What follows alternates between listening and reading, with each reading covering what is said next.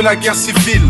C'est les communistes contre les nationalistes. Victoire de Mao Zedong, victoire des communistes. 49, ils proclament la République populaire de Chine. La Chine, pilier de la politique soviétique en Asie. 50-53, guerre de Corée.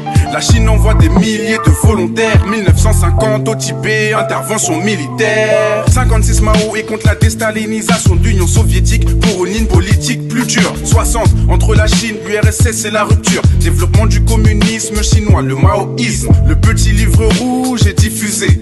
Le PCC, seul parti autorisé. La Chine vit en autarcie.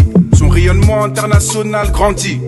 En 49, Mao gagne la guerre civile. C'est la naissance de la Chine soviétique.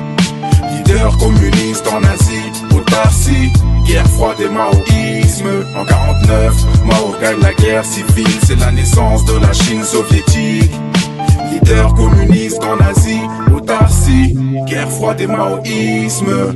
58, c'est le grand bond en avant. Réforme économique, cette politique est un échec et provoque une famine. 66, révolution culturelle, purge du parti. Cela mène le pays au bord de la guerre civile. La Chine joue le grand jeu de la guerre froide. En 64, elle se dote de l'arme atomique. Elle soutient les différents régimes communistes, mais se rapproche des États-Unis dans les années 70.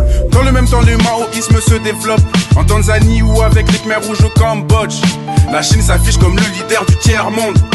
55, conférence de Bandung. 76, mort du grand timonier Mao. Le pays est une puissance régionale. Entre retard économique et population très pauvre, une nouvelle génération de dirigeants arrive au pouvoir. 49, Mao gagne la guerre civile. C'est la naissance de la Chine soviétique. Leader communiste en Asie, autarcie. Guerre froide et maoïsme. En 49, Mao gagne la guerre civile. C'est la naissance de la Chine soviétique. Leader communiste en Asie, autarcie, guerre froide et maoïsme.